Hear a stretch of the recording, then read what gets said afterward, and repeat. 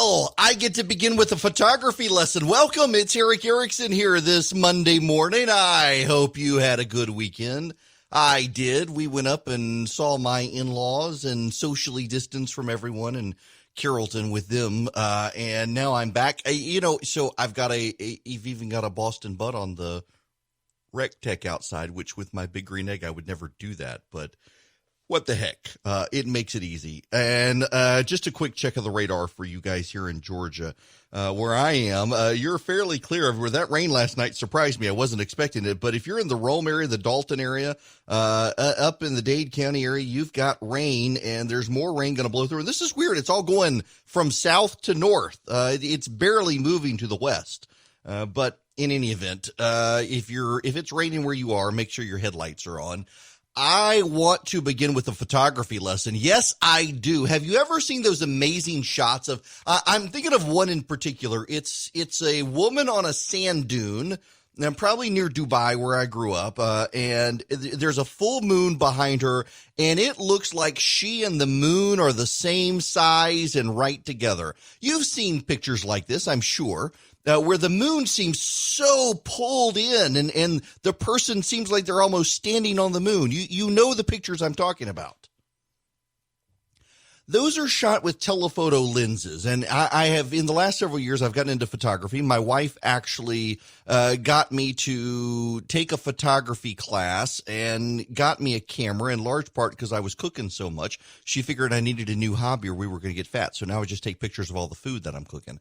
But I took the class, and one of the things I learned about telephoto lenses is that it compresses the scene. So a telephoto lens pushes the people in the foreground back and pulls forward the stuff in the background. So if you have a good telephoto lens, you can stand at a distance and take a picture of someone, and the moon will be behind them, and it looks like they and the moon are almost touching each other. It's very cool effect with the telephoto lens. Now, a wider angle lens that is a 12, 24 millimeter, a 50 millimeter lens. The 50 millimeter tends to be what people view as what your eyeball sees. Now, when you take a picture with a 50 millimeter lens, it looks like you looking straight ahead, what you see with the perspective you see. With a 14 to 18 millimeter lens, that's a very wide lens. You can capture the whole sky. When I do astrophotography, I typically use a 16 to a 24 millimeter lens. It captures a very large swath of the sky. Everything seems very spread out, but you can capture all the stars. When you get to a 1,000 millimeter lens, a telephoto lens, a 500 millimeter lens, those lenses pull, it's like a binocular, but it pulls all the stuff that's far away very close to you. Now, why on earth would I start the show with a photography lesson? Well, there's a picture that's circulating from the Associated Press as outrage builds that Virginia Beach, Virginia, despite a shutdown order and the beaches are supposed to be closed, massive crowds filled the beach in Virginia Beach. How dare they go to the beach? This is all designed to gin up government outrage so Governor Northam cracks down on the beaches of Virginia Beach. Except there's a problem. The photos that you are seeing in the media, there's one, in fact, I just reloaded Twitter, and here's the Virginia Pilot, has this picture. Taken at 3:42 p.m. by Virginia Pilot photographer Caitlin McEwen. It's gone viral. It's a telephoto lens. And the buildings seem very close together. And if you've ever been to Virginia Beach, you know those buildings actually are pretty spread apart. And if you actually look at the crowds of people on the beach, you will actually note that they're in clusters. They're not all large gatherings of people. They're spread out, but the telephoto lens compresses them.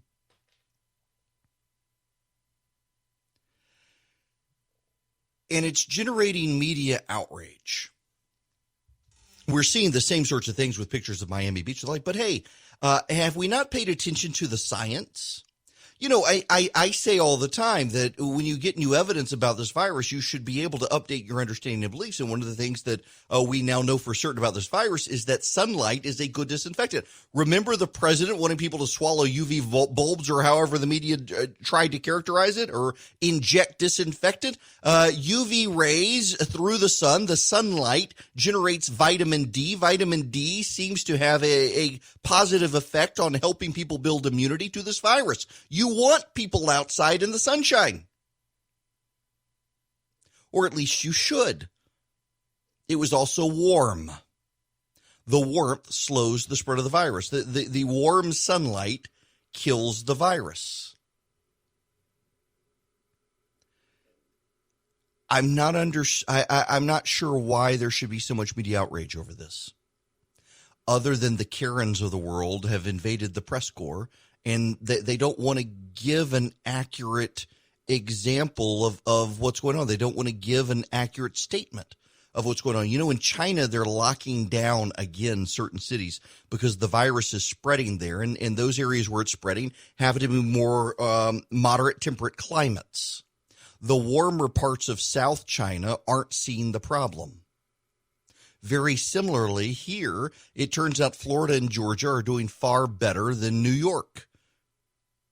And yet the media is fixated on apologizing for Andrew Cuomo and blasting Brian Kemp and Ron DeSantis. Now, I got to tell you, I was going to start the show with the media fixation over Georgia. But I can't really start the show with that because there's another appropriate tie-in to what is going on here with the reaction to Ben Sasse.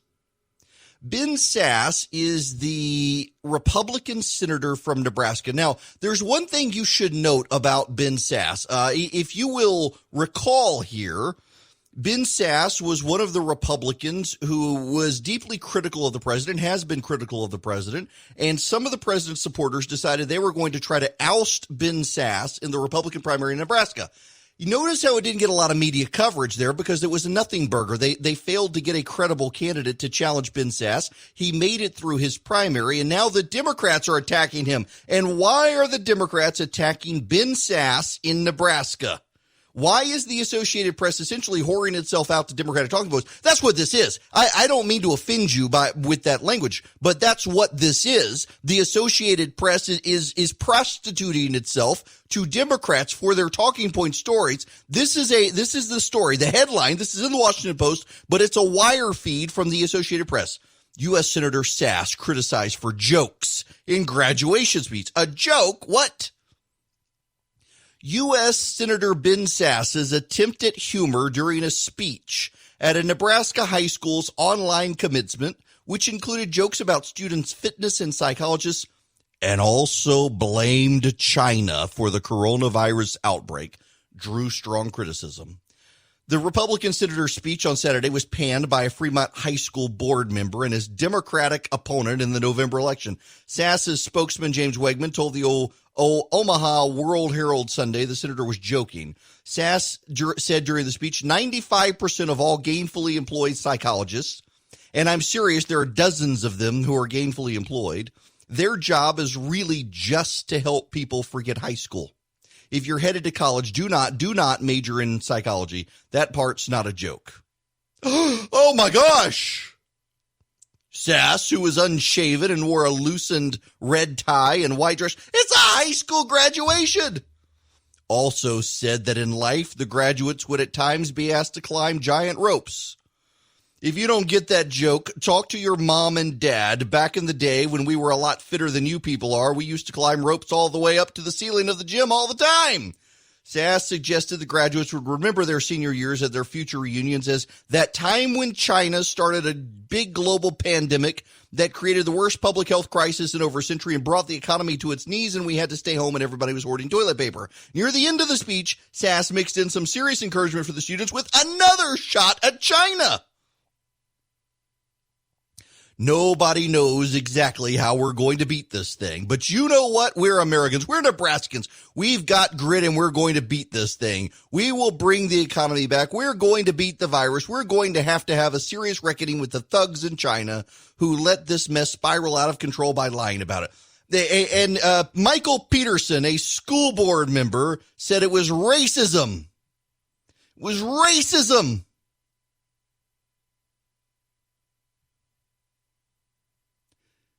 Now, Democrat Chris Janicek, he is Sass's opponent. He was asked by the Associated Press about this. Here's what he said. Ridiculing mental health care specialists, suggesting graduates are lazy slackers, and using the platform to blame China for the pandemic we have now is beyond reprehensible. Y'all, it is increasingly clear that the Republican path to victory in November, by the way, there is terrible polling for the GOP. Let's just deal with it. You can say the polling is wrong. It's not wrong. And it's wide enough that the state level that if the election were held today, Biden would get elected president with the Electoral College. Just understand that it's not November. The president has time, and this has given him a path forward. The Republican polling for the Senate is bad. It is bad for David Perdue. It is bad for Susan Collins. It is bad for Martha McSally in Arizona. It is bad for Cory Gardner in Colorado. It is bad. If the election were held today, Joe Biden would win the presidency and the Democrats would win the Senate. That's just the truth of the matter. You can dig your head in the sand. It's not true. It's not true. The polling's wrong. No, the polling is actually right, and the polling should be our guide because we have until November. And the polling suggests that the Democrats will lose if we make it about China. And the fact that the media and the Democrats are pushing back so aggressively against Ben Sasse, blaming China for the pandemic, which is factually true, suggests the path forward for the GOP. I have seen polling, very good polling, that says, matter-of-factly, that if candidates would make 2020 about restoring American supply chain independence for food and medicine, whoever the candidate is that commits to making 2020 about restoring the American supply chain and getting us out of dependence on China for food and medicine will win the election. Any candidate who says their number one issue is going to be restoring American independence in the supply chain will win. Voters are more than 25% more likely to vote for the candidate who says that than not. It is a winning issue for Republicans because it's one Democrats in their identity politics, woke culturalism can't bring themselves to do because it would have to get them to suggest China caused the pandemic. It would get them to suggest that depending on China for things is not good. Look at the NBA. Look at how the NBA could not bring themselves to stand up for Hong Kong. By the way, this morning in the Hong Kong legislature, or this evening there, or I guess it's tomorrow there now, in the Hong Kong legislature, the Hong Kong legislature, pro-democracy members of the Hong Kong legislature have been dragged out by communist forces today. This is you get the Democrats to start defending China. It's a good issue for the GOP. Look at what's happened in the last couple of months. The American media screams racism when everyone points out. I mean, look at the Wuhan virus. The media in January and February was perfectly happy to refer to it as the Wuhan coronavirus. And the moment the president said that, it was racist. The American people understand. The American people do understand that we should not get our generic drugs from China. The American people understand we shouldn't rely on China for our N95 masks, for our surgical masks, for our surgical gowns, for our medicines, for our antibiotics, for our core parts of our food supply, core parts of our national security. Why are we allowing parts that ultimately wind up in American fighter jets to be made in China? This is a huge issue for the GOP. It really is. Look at the reaction to the attack on Ben Sasse, who is one of the most decent people in politics you'll ever meet. He's so decent, in fact, that he sometimes winds up disappointing people because of his decency. He's being attacked for telling high schoolers that China unleashed a global pandemic.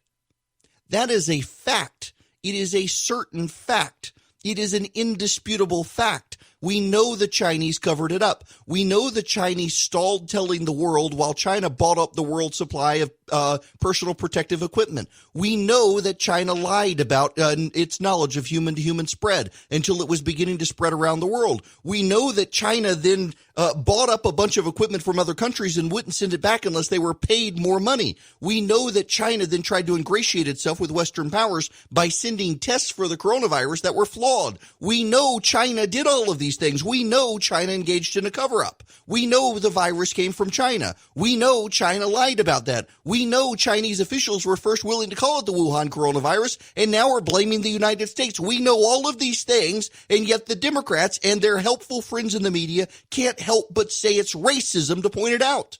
They can't help but say, oh, you're trying to distract from President Trump's flaws by saying the virus came from China. No, we're pointing out the truth, and they can't do it. And we know that our antibiotic supply and our generic drug manufacturing supply, most of that comes from China. The Republicans have a real in for 2020 if they make it about our energy independence and our medical supply independence and our supply chain independence from China. You know how I know that this is an issue? Apple is looking at moving parts of its supply chain manufacturing from China to India. The most expensive company on the planet, the first $1 trillion company on the planet, would not be doing that if they didn't realize there's an issue there. This is an issue the GOP can win, and it's won the Democrats because they've been held hostage by woke cultural warriors. They're incapable of running on this. The GOP needs to get its game in order and go forward with this issue and watch the Democrats and the media melt down. Y'all, I need to apply if you have children with you, because I just saw this story. Oh, I will be a professional host and tone this down in case there are children with you, so you don't have to turn away. South Korean football team is apologizing for using adult dolls to fill stands.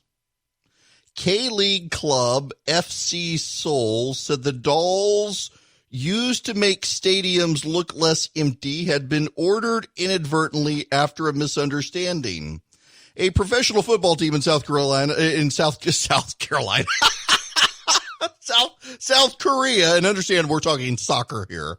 South Korea has apologized after mannequins it used as substitute fans during a match at the weekend turned out to be, adult novelty dolls. The K-League club FC Seoul said the dolls, which had been dotted around the stands, currently off limits to supporters due to the coronavirus outbreak, had been ordered inadvertently after a misunderstanding. How do you misunderstand that? Was their team named the Gamecocks? I don't know.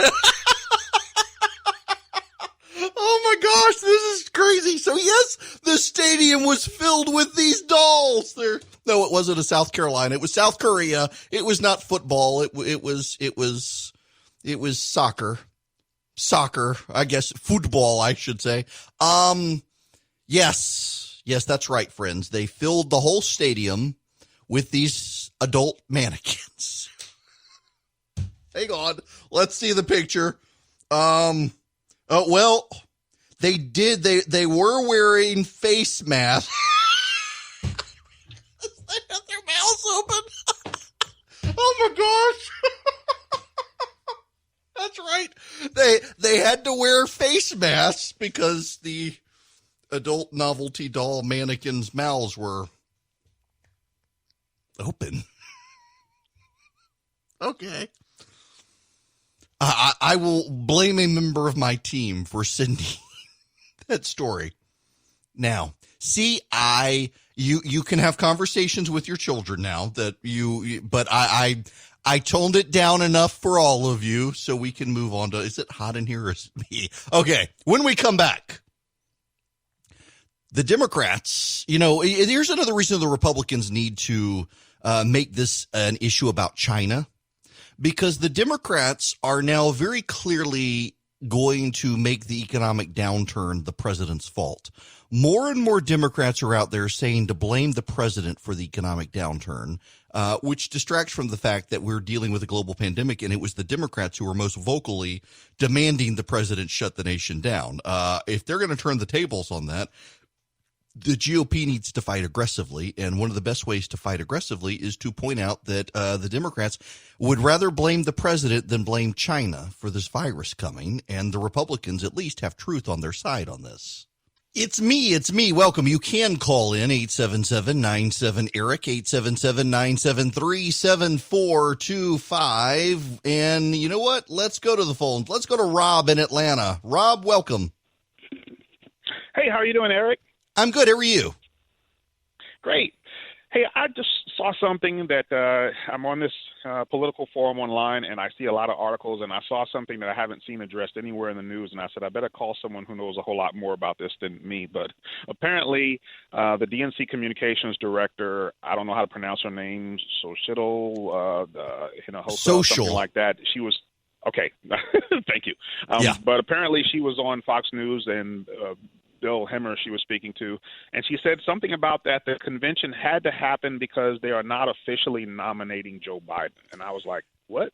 Yeah, so I got the clip pulled up. This is a bad one. We can listen to it together. Hang on real quick. I mean, there's a real possibility if the convention does not happen, or it happens in a virtual sense. Is that correct as of today? Well, first of all, our convention has to happen because we are not officially nominating Joe Biden in order to take Donald Trump. So that's what she said. Now, let me make sure I bring my volume back down so we don't blast our eardrums when I play sound again. Okay, so this is easy to explain. She screwed it up. Joe Biden is not actually the Democrats' nominee by law until he is officially nominated at and voted for at a Democratic convention. And until that moment happens, he can't get federal matching funds. So he doesn't have the money to combat the president right now, nor does the Democratic Party, because remember that the people on their tax form can check money for federal matching funds for presidential campaigns. That money is not allowed to go to the Democrats and Joe Biden until a Democratic convention, at which time he's formally nominated and voted for. So if they don't have the convention, Biden isn't officially the nominee, and the Democrats can't officially get the federal matching funds. Gotcha. Okay. Yep. I just wanted to make sure because I said someone could read a whole lot more into that. Oh, yeah. I mean, it sounds like what she's saying is that even at the convention, they're not officially nominating Biden to take on Trump, but she screwed it up. But then she apparently in the last couple of weeks has been having she's been swallowing her foot wholesale several times in the last couple of weeks. But that's what it's about is maybe they need the Democrats clearly need a new spokesman. Well, thank you, Eric. Yeah, absolutely, Rob. Thanks very much for the phone call. 877-97-ERIC, 877-973-7425. Yeah, people miss that. This is why the Trump campaign has an opportunity here. The Democrats can't get, on your federal tax form, there's a little check mark where you can contribute, I think it's $3 to a federal presidential matching fund. And what happens is that the candidates who agree to certain limits on funding, which the campaigns do, they then get money from the federal government that matches that in equal amounts. And the candidates for both parties have typically relied on this taxpayer subsidy. And people don't realize it. I refuse to check the form. I don't want the federal government giving my money to political candidates. But a lot of people do. And what happens is the federal government gives money to the campaigns. And typically, like in 2004 is the best example. The Republicans dragged out their convention. And so the Democrats took the bait. And the Democrats delayed their convention. And the result was that the Democrats couldn't get the federal matching money. And George W. Bush had such a stockpile of money. John Kerry was ahead in the polls, and George W. Bush beat the snot out of him to the extent that Kerry, by the convention, had no rebound, and he didn't have the money to respond. And Bush wound up winning with over 50% of the vote. And I think the Trump campaign has got to be considering something on that. But that's what she was talking about. This is a number of people have been talking about this, and I don't know that the Democratic spokeswoman is the best and the brightest that the Democrats have, but she is where they are right now. Now, we need to talk about the economy here because this all plays into it directly. The former PIMCO CEO was on Fox, and I want to play this audio for you. So it will get brighter in the sense it'll get bad at a slower rate. But we should not forget how bad this picture is. With the additional 3 million, Chris, that is 36 million people have signed up on jobless claims in 8 weeks. That's 1/4 of our labor force. So it's an enormous shock. So the consistent forecast from the White House is of a sharp, steep, quick downturn to be followed in a V shape by a sharp, quick rebound. Here is President Trump on that this week. We're going to do well in the fourth quarter, and I think next year, with all of the stimulus, all of the things we've done, I think we're going to have one of the best economic years we've ever had. Do you see a V-shaped recovery as the White House is predicting, that the economy is going to come back as quickly and as sharply as it went down? I sure hope so, but I think it's uncertain. And it's uncertain because both the journey to next year and what next year look like are uncertain. So rather than think of letters, think of a pendulum, Chris. We were operating in a normal world as you and I defined it. We then swung all the way on the other side to a lockdown, and now we're going to swing back and forth trying to find where the new equilibrium is. So it's not going to be a neat V. It's going to be more like a series of W's, if you like, but think of a pendulum swinging, and we don't know the magnitude of the swings, and we don't know the duration of the swing or the settling point. So it really is an uncertain outlook. Where to begin here? We don't really know what's going to happen. And the reason we don't know what's going to happen is because we don't really know the vectors of this virus. There are reports in China that certain Chinese cities are going back on lockdown because the virus has begun spreading again, which is actually really concerning. But keep this in mind. The Chinese also have shown along the way ruthless incompetence in their ability to contain the virus. So what's going to happen here? We don't know, but there are actually really good signs that the economy is starting to rebound. Jerome Powell, the Federal Reserve Chair, says it actually does look like we may see some rebound. Now, what's happening out there, though, is that a number of Democrats have decided to start making this about Donald Trump. And this goes back to what I was saying earlier with the Democrats in China. They can't bring themselves to blame China for the situation. They cannot bring themselves to note that the Chinese caused a lot of the problems. The problem, however, is that if the economy does begin to rebound, the president's going to take credit for it. And polls show, even the Reuters Ipsos poll, which is a real credible pollster, and shows Joe Biden in the lead with such a lead that it would overcome an electoral college disadvantage. But even with all of that, the polls show a majority of Americans, like 52% of Americans, believe that Donald Trump would handle a recovery better than Joe Biden. You got 52% of the country, and a country as divided as we are, that says the president would handle recovery better than Joe Biden. That's pretty significant. If the economy starts to rebound, the president gets credit for it. So what you're having happen right now are you're seeing more and more progressive activists and people associated with Barack Obama, by the way, start blaming the president for the economy. I saw one of the progressive activists who was affiliated with the Obama campaign this weekend tweeting out that Donald Trump wrecked the Obama-Biden economy. Notice, number one, they can't bring themselves to point out it was China that did it. They can't bring themselves to do it. That's, again, why I think the president needs to go on a blame China thing. And, hey, you know what? When the media and the Democrats say, oh, the president is trying to distract from his own failures by blaming China, no, we can really say, no, it really was China. And we'll be able to separate, by the way, the meat from the pack, the meat from the pack, the truth from the lies, the real honest brokers from the liars. When members of the media stand up and say, actually, it was China. China did have something to do with it. We'll be able to distinguish between the honest brokers and the press. And there aren't very many, and we'll all see it, and the American people will see it as well.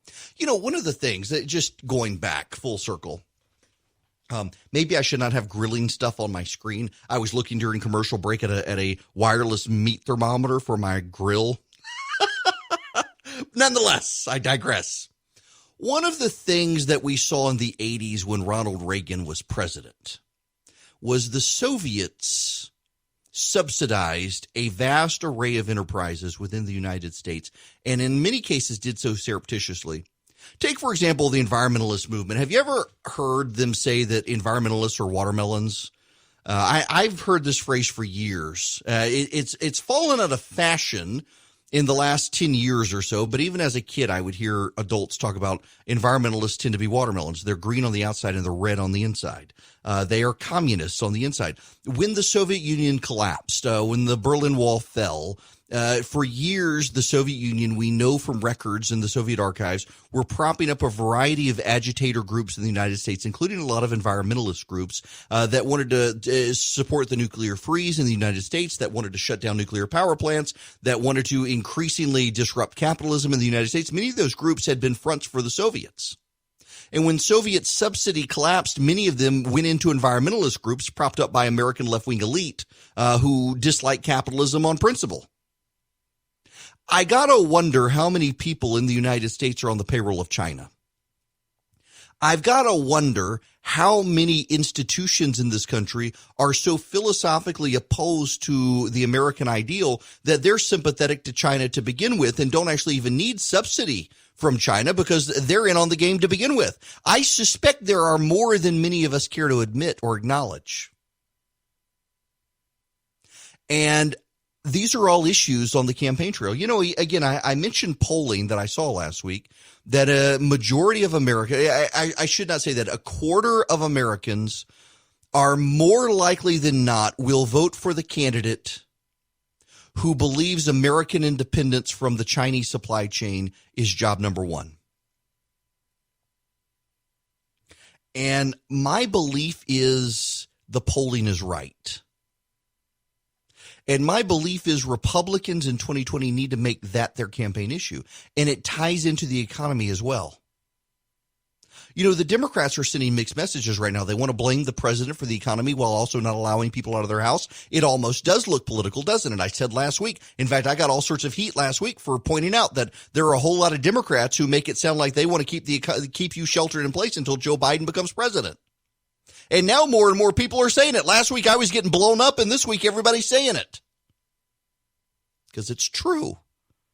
They understand if the economy rebounds, given the Reuters Ipsos polling, and by the way, this polling is consistent with Gallup. Reuters Ipsos did the most polling on it. That's why I want them to have the credit. But Gallup and CNN and others are all showing the same thing, that the president, even voters who don't necessarily like the president, are more willing to say he would do a better job if the economy begins rebounding, steering a rebound. That's why the Democrats can't have an economic rebound. They've got to keep the economy crushed. They've got to keep you in your house, despite what the science now says. I mean, you've got people, for Pete's sakes, it is warming up. We know that vitamin D produced by your body through direct exposure to the sun is actually a good thing to keep the virus at bay and to boost your immune system.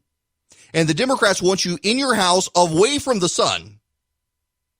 The Democrats do not want you outside in the fresh air. For how many thousands of years have we determined that fresh air is a good thing for your health? And now they're, no, you got to stay inside. You can't go outside and get fresh air and sunshine. That would be bad. Why? Because they don't want you to get outside and have the economy start growing again. It's really bad where we went from last year the Democrats were trying to talk down the economy to this year the economy is ruined for China, and you're not allowed to say it. You're a racist if you point out that China is the cause of it. You got to blame the president. That's all the Democrats will allow us, blame the president, which is a bunch of nonsense. And yet that's what they want. We're going to have to deal with this issue. And I got to tell you, I think the Republicans have a path forward on this, but they better take it and take it quick. And when the media reacts and there's backlash from the press and the Democrats that this is racism by blaming China, the GOP is going to have the American people on their side, because the American people, you poll them, they understand intuitively that China caused this. So if the GOP spends their entire campaign season on getting away from Chinese dependence and pointing out that the Democrats and the media will not accept criticism of China, not only does it undermine the public's trust in the media, which is at an all-time low to begin with, but it also truly separates the Republicans from the Democrats on a very core issue. Look, when the state legislature reconvenes, you're going to want to make sure you have texted Army to 33777 because there are going to be some fights on our hands over hate crimes legislation, tax increases, and a bunch of other stuff. Thankfully, we've got Jeff Duncan and Brian Kemp to stand up to the speaker, but we're going to need to stand up as conservative activists, and I want to make it as easy for you as possible, but the way you do it is you text Army to 33777. Now, I want to go back to the phones. Let's see. Who am I going to go to next? I'm going to go to Gene calling from Macon. Welcome to the program. Good morning.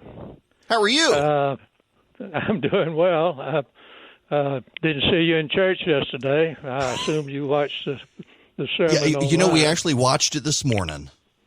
Oh, good. What I was calling about is I look at Kelly Loeffler's advertisements on TV, and I like her, and I think she's voted in the right, done all the right votes and everything.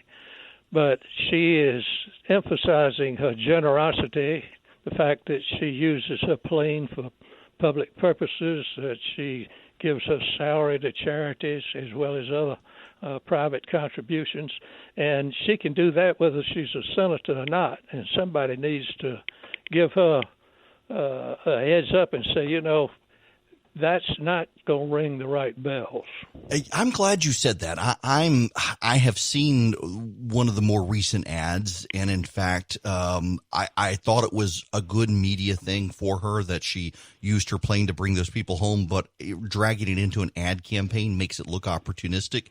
And I'm still a believer in private charity as opposed to bragging about it. And also, I don't know that it's really a way to distinguish, because the Collins campaign, as an easy response to this, that Doug Collins gives to charity as well, but he's not going to brag about it and use it as a campaign opportunity. And her campaign just seems off the rails, and I wish her the best. I've gotten to know her. I like her.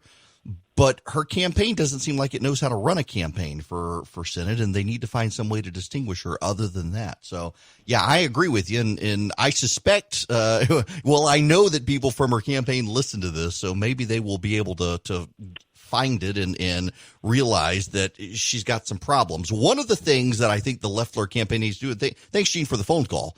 Man, I'm ready to start seeing people back in church. One of the things that I think the Loeffler campaign needs to do is to have a real sit down on who she is and then let her be that person. And my continued disappointment and dissatisfaction with that campaign has everything to do with the fact that they seem to be protecting the candidate more than they should. Now, you know, I've mentioned this before. I know a campaign consultant who was running a race in the Pacific Northwest, and their candidate was a bumbling idiot. Now, be careful here. I'm not calling Loeffler a bumbling idiot at all. I'm just using this as an example. Their candidate was actually a bumbling idiot, but they knew the other side wasn't really aligned ideologically with their votes. So they filmed a series of ads for their candidate and then sent him to Hawaii. He was very wealthy. He could go to Hawaii. He had a condo in Hawaii, and he stayed there. He didn't debate. He didn't appear on the campaign trail. They did volunteer door-to-door walking. They did ads. He called into radio programs, and he won. And they kept him off the campaign trail because they knew the other side wasn't great, and they knew how to distinguish, and they knew that their candidate had certain flaws and that they needed to overcome. Loeffler's flaws are not that she's a bumbling idiot. Loeffler's flaws are that she is super wicked smart. And in being super wicked smart, Loeffler, and also being a billionaire or a multimillionaire at least, she may not necessarily connect with the common folk. I have heard more than one person say, if she was picked to relate to women in suburban Atlanta, how are suburban soccer moms going to relate to a multimillionaire woman who married another multimillionaire and flies on a private plane? And it's rather rude in phraseology, but it's also on point. I think there's a way forward, though, for Loeffler. If I were the Loeffler campaign, I would get her out on the campaign trail. And I realize we are in a time of coronavirus, but she can make a big deal that she's not afraid. The economy's reopened. It's time to get out there. And it is time to see people. She supported Brian Kemp in reopening. She can do so responsibly. But there are ways for her to do it. Doug Collins, I think it's very striking. Every sign I've seen of Doug Collins's has been in someone's yard, and every sign I've seen for Kelly Loeffler has been in a right-of-way. And, signs don't matter. So where I am, I've seen a number. In fact, the local sheriff as a re-election, he's got several billboards up. Billboards, they make the candidate feel good because the candidate can see themselves in the billboard. But billboards really aren't that great of a way to campaign because they're a waste of money. Everybody sees them, but they get used to them and they drive by. Seeing a sign in someone's yard is more impactful. Seeing a sign in someone's yard is more meaningful because that's a vote. Seeing a sign on a right-of-way like a billboard really doesn't matter, but seeing a sign in someone's yard, that's a voter who lives there. And it has impact with your neighbors to see them. And Loeffler's campaign needs to figure that out. They need to figure out a way to get her out there, and they need to figure out a defining message for her. And I don't know that they've done that yet.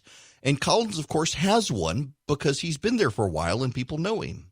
Well, this is kind of funny, seeing things go full circle. I want to welcome a new sponsor to the podcast, Tommy John. I want to welcome him, and it's funny that things go full circle because I first heard about him on a podcast and decided I was supporting a friend who had a podcast and would order them and use his discount code, and actually wound up liking them enough that I now regularly get Tommy John. It is underwear, and it is great underwear. And, you're working from home. They've got all sorts of great underwear, and they've got great ready-to-wear stuff. And right now, you can shop Tommy John's Memorial Day sale and get up to 30% off site-wide. You treat yourself and upgrade to a few pairs of Tommy John underwear and the softest, most breathable fabrics you've ever worn. Tommy John obsesses over every little detail and stitch by using proprietary fabrics that perform like nothing you've ever worn before. All of their loungewear and legging are built for next-level comfort. I can attest to this as someone who actually has been wearing this stuff for a while, even before they were a sponsor. And it is, again, kind of funny because I decided I would support them and buy from them to support a friend's podcast, and now became a regular in my household. And right now, you can shop the Memorial Day sale at TommyJohn.com and get up to 30% off site-wide with code ERIC, E-R-I-C-K. That's ERIC. For up to 30% off site-wide at TommyJohn.com. See the site for details and try it for yourself. Do like I did. You can support the podcast by buying from them, and then you'll keep buying from them because it really is great. TommyJohn.com/Eric. Hello and welcome. It is Eric Erickson here, the Eric Erickson Show across the state of Georgia. The phone number, if you want to be a part of the program, 877-97-ERIC, 877-973-7425. Hope you guys had a great weekend. Rainy in parts of the state today, and it looks like we're going to get rain throughout the state today at different points. So just be careful out there, and then it's going to cool down, and then it's going to warm up again. Who knows? We'll all be sick, but maybe it's washing the virus away. I don't know. I want to start out with a phone call because this is directly relevant to some of what's happening out there. So I want to go to Paul in Rome. Welcome to the program, Paul. Hey, Eric. Hi there. What's going on? Well, I was curious about the port authority and such down in, at least in Georgia. Automotive manufacturers, back before coronavirus hit, their demand was up around 1,300 a day because you're working the 24 hours a day shift. Well, now they've cut back, and their supplies are all stuck in the port. Are they going to be? And they're incurring detention fees, dunnage fees for all those radios, tires, headliners, whatever that go into the car. Are they going to be waived those fees? I don't know, and I get the sense that a lot of people don't know. The federal government, I was trying to research. I knew your call was coming up, and I've been during the commercial break looking, and I can find requests that fees be waived, but no certainty that the fees are going to be waived, which is really problematic. I would expect there will be federal legislation to deal with the issue. But it looks like in a lot of cases, and by the way, we're not alone in this. When you start Googling on this and start doing research, a bunch of countries are trying to figure out what to do. India, for example, is requesting that ports waive fees, but they're not mandating it. And in the U.S., there are lots of requests that fees be waived, but then the ports are like, well, we gotta maintain ourselves. How are we going to maintain ourselves if we don't get the fees? So I suspect what's going to happen is we're going to get another bailout. That wouldn't surprise me. Unfortunately for our manufacturers, and thanks very much, Paul, for the phone call. Unfortunately, those gets into a larger issue here of the great unknowns out there of what's going to happen with the economy, and prices are coming down. Japan now, the Japanese statistics show it is in a second quarter of recession. I suspect we're going to find out for sure the United States is in a recession or worse when our economic data eventually comes out for our second quarter. Things are just not good, and you do have a pileup of stuff in the port in Savannah right now that can't get out because people aren't buying. Do they go back to the manufacturer? Does what gets happen? Nobody has the answer for this stuff. There is so much unknown about the virus and so much unknown about the economic fallout from the virus. No one really has a sense of things. And one of the interesting things now is the economic infatuation the media has with Georgia. Irrespective of the port situation in Savannah and the Jacksonville port and others, there's this growing media fascination with what's happening in Georgia. Let me give you a couple of stories here. There are two, one from CNN and one from the Washington Post. Here's the headline in CNN. 3 weeks after opening, Georgia business owners chart their own course forward.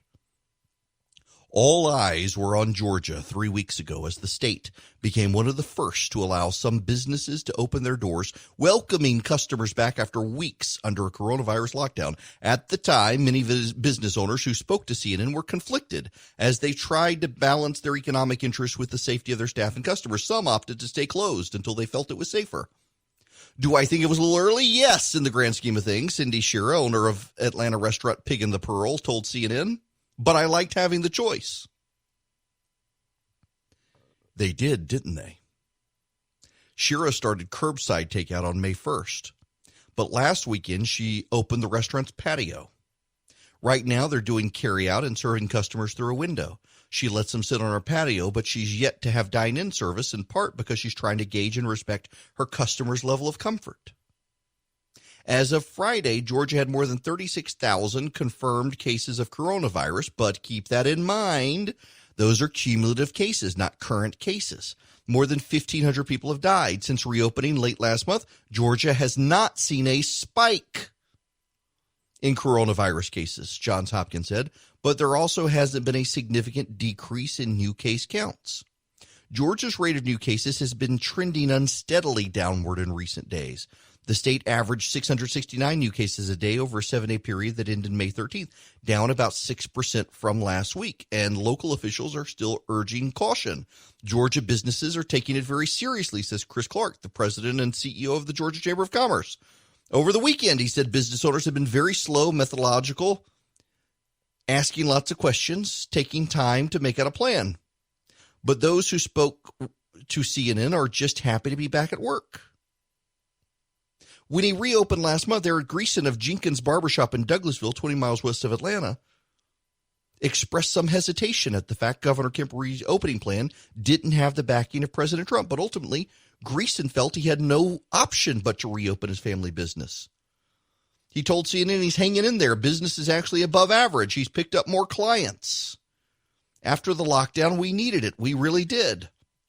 Now, here's a new Washington Post headline.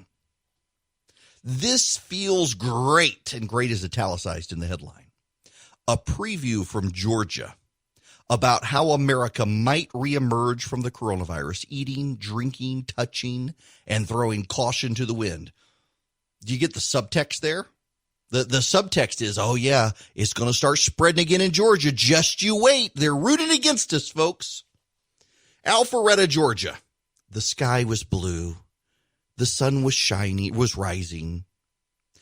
And as the death toll from the coronavirus continues to soar across much of America, the fountain switched on in Avalon. a development of restaurants and shops in a wealthy corner of suburban Atlanta. It was time for life to resume, Georgia's governor had decided, so a masked worker swept the threshold of Chanel. A clerk brushed off windows at Fabrique that had gathered dust. A gardener fluffed pink roses and planters along the sidewalk, where signs on doors said what so many had been waiting to hear. Open, read one. Welcome back, read another. Yay, read another, as a great American experiment got underway in a place promising the luxury of the modern South with none of the death. Versions of this pledge are now being made all over the country as stay-at-home orders are being lifted, businesses are opening, and millions of Americans now find themselves free to make millions of individual decisions about how to calibrate their sense of civic duty with their pent-up desires for the old routines and indulgences of life. In this grand gamble, Georgia has gone first, with Governor Brian Kemp dismissing public health experts who've warned that opening too soon could cause a catastrophic surge of deaths, placing his faith instead in the citizens of Georgia to make up their own minds about what risks and sacrifices they were willing to accept. God bless, he'd said, as he gave the order to reopen hair salons, nail salons, massage parlors, tattoo shops, restaurants, and retailers across the state. The order would be supported in the days ahead with data on an official Georgia website claiming that confirmed cases in the state's hardest hit counties were in steady decline since the reopening. The claim would turn out to be erroneous, and Kemp would issue an apology. But such details were not on many minds in Avalon, where a middle-aged man calibrated his way into a Starbucks, decided to stand mask-free before a 60-year-old barista nervous on her first day back at work. Venti dark with cream and 12 sugars, he breathed cheerfully, then headed outside into a glorious spring day. It was also orderly in these first post-lockdown moments in Avalon, a place that had epitomized the rewards of upward mobility since opening in 2014, a date chiseled into the stone pillar at the entrance. Avalon had a long boulevard with a green central plaza. It had fountains. It had wide sidewalks and trees strung with lights. It had fresh impatiens and sculpted shrubs and music floating out of a hidden speaker, a dreamscape of suburban aspiration. If you're just tuning in and you're wondering, this is in the Washington Post, an extended profile of Georgia reopening. And it is dripping with contempt for the right of citizens to make up their own mind about things. Along Avalon Boulevard, people were clustering at restaurants for their first dinners out. And at one of them, every table inside and outside was full, and people with done hair and done nails gathered hip to hip at the entrance to put in their names. They waited around the bar. They spilled out onto the sidewalk, and sweating masked waiters tried to weave around them with cocktails and trays of food. And out on the patio, two couples were talking about how they decided it was okay to come out for dinner, okay not to wear a mask, okay to share a plate of hummus, okay not to worry about spreading and catching the coronavirus. Not here in Avalon. This is disaster porn is what this is.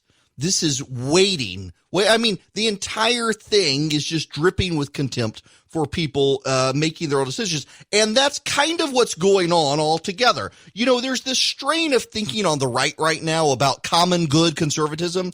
I'm deeply skeptical of common good conservatism because who sets the common good?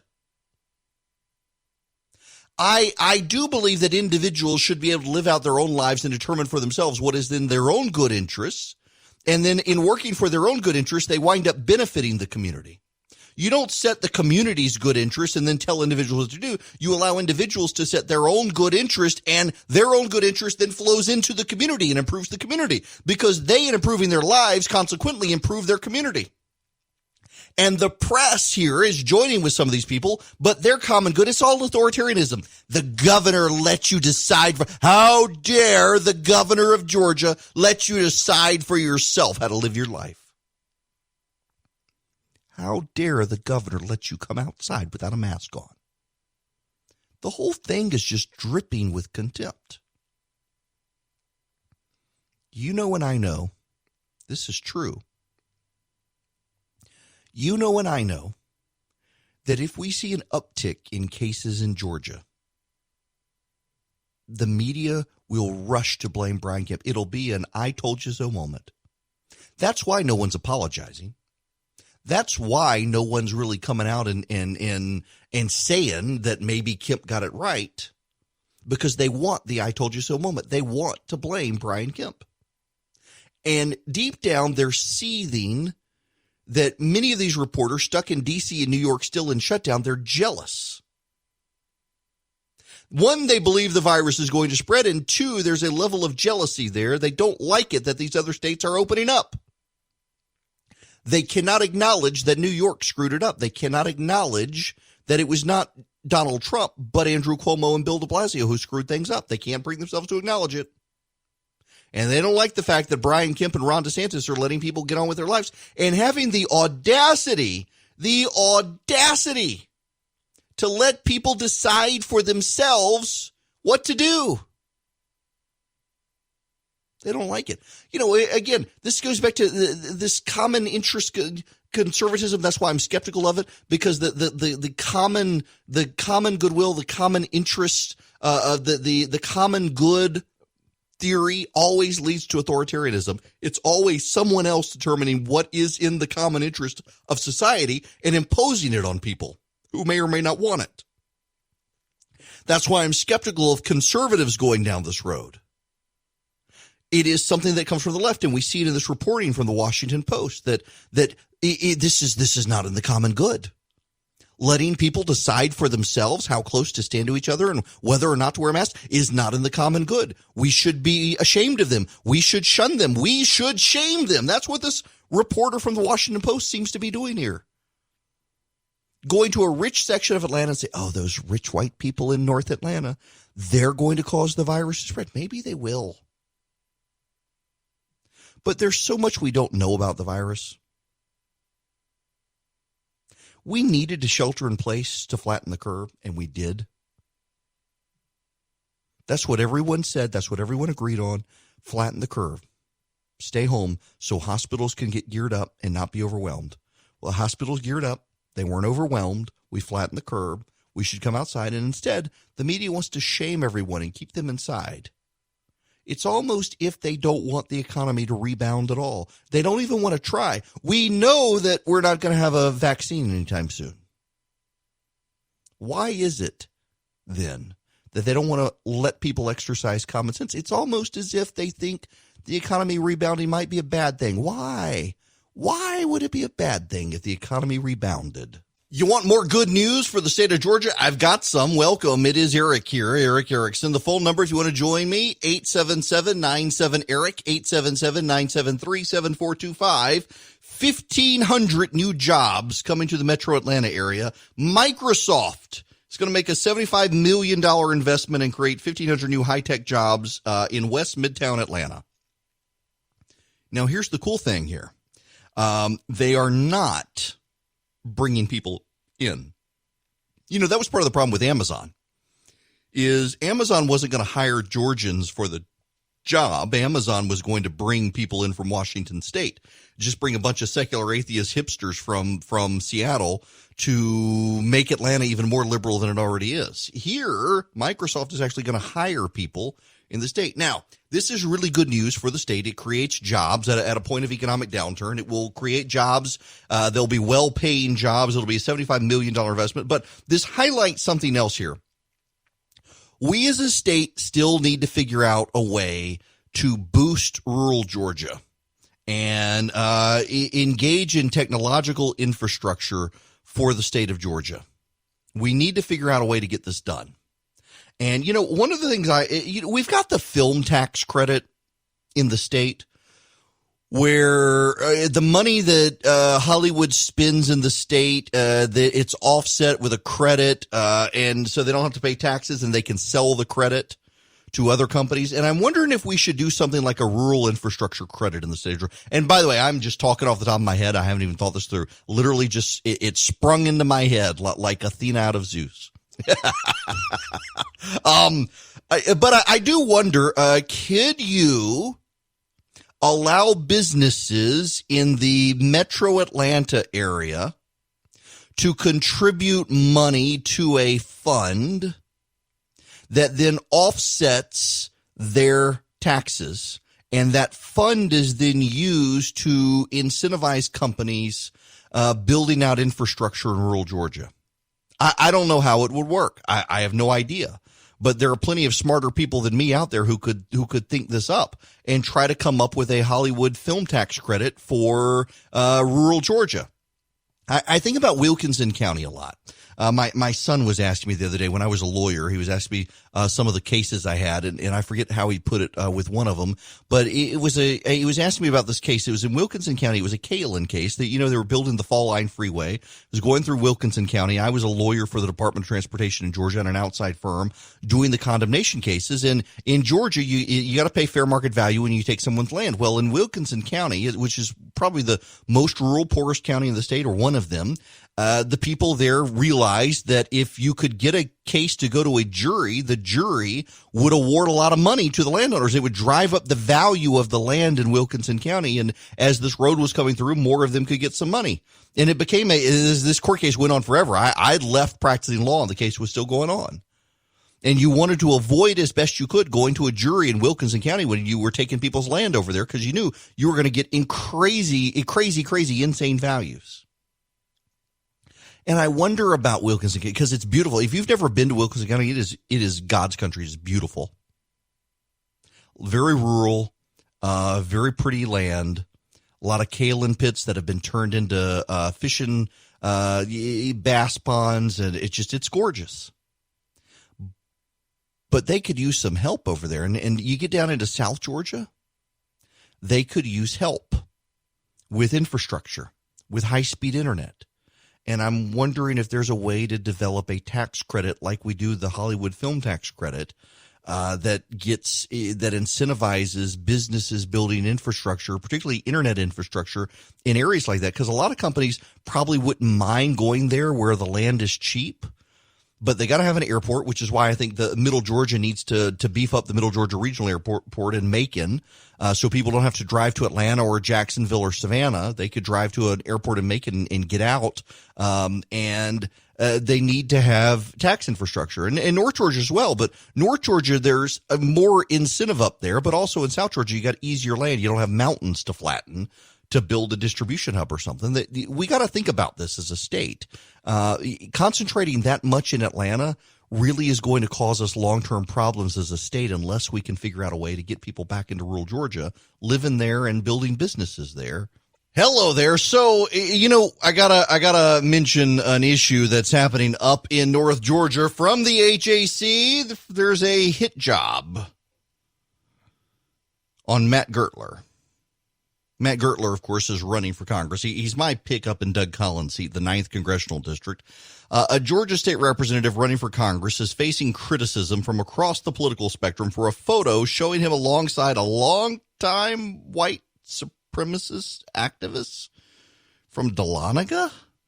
The photo shows Matt Gurtler, a Republican from Tiger, Georgia, with Chester Doles, a Georgia man with long-standing ties to numerous white supremacist organizations, including the National Alliance and Hammerskins, a racist skinhead gang. It was taken earlier this year at a meeting of American Patriots USA, a group founded by Doles last year in an attempt to appeal to more mainstream conservatives in the region.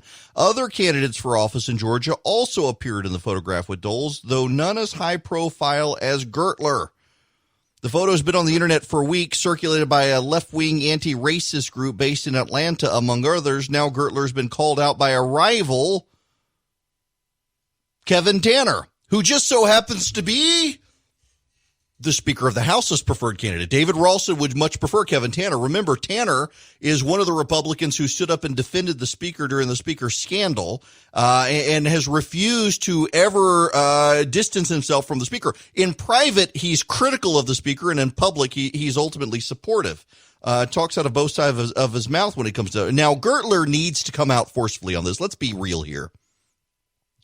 Gurtler does need to come out and say something. There are a number of people up in North Georgia. Remember, there was the rally last year. It was the billed as a pro-Trump rally. I think it was the same group of people. And it turned out Doug Collins was going to speak and a number of others were going to speak. And it turns out it was this racist group up there in Dahlonega that wanted to have this rally, and the Republicans walked away. It was branded as a Make America Great Again rally or some such for the president. And it was only when the media started digging that they realized it was this guy, and this guy was pressuring people to show up. Gurtler needs to do something. And listen, let me speak directly to Gurtler supporters. I'm with you. I like Matt.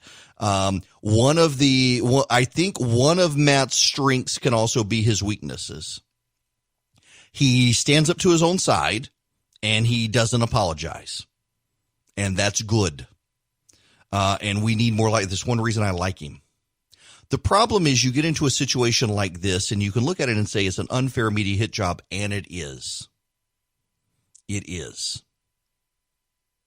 But you got to find a way around it, and the way around it isn't to brush it off. The way around it is to come out very forcefully and say you disagree with racism, and you disagree with white nationalism, and you did not realize that's who you were associating with, and you're moving forward because you believe we need a united America, which is why you are running for Congress to unite all sides behind President Trump's agenda. But you can't just keep quiet on it because they're going to make this an attack. And you need to come out forcefully on it. And they know that Gurtler, he is a man on an island many times in the state house, who consistently votes no against his own leadership, always votes no on budget stuff. In fact, one of the things Gurtler's under attack for is it was a resolution in the state house that commended the president for the killing of Qasem Soleimani, and Gurtler voted against it, and they're attacking him for that. And the reason he voted against it is because there was a bunch of other language in there with stuff he didn't approve of. Good for him for standing up. It was all sorts of stuff, commending George W. Bush's foreign policy and a bunch of other stuff that he didn't agree with, and he refused to do it. And they're attacking him for that, and that's a good one. I think he can stand up and say, look, did they not read the rest of this resolution? There was all sorts of stuff. Do they really agree with the unending war and everything else? And he can make a case for this. But when you're hanging out with people who are white supremacists, at least come out and say, you didn't know. Not going to happen again, and you didn't know.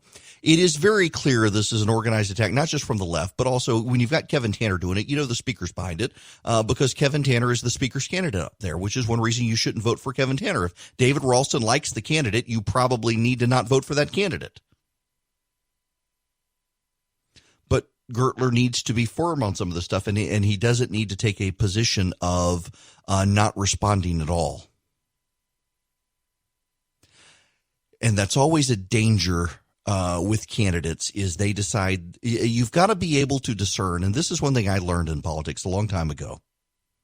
You've got to be able to discern when the attack is an attack for the sake of an attack, and when the attack is something you need to respond to. And there are occasions where the attack is an attack just for the sake of making an attack, but it becomes something you need to respond to. And in our present setup, given present conversations, hanging out with white nationalists is not a good thing. And that's going to be used against him, not to impact here in Georgia, but it's going to be used to impact him nationally with Republican and conservative fundraisers and get a number of people to come into the race against him, which is why he needs to be forceful against it now.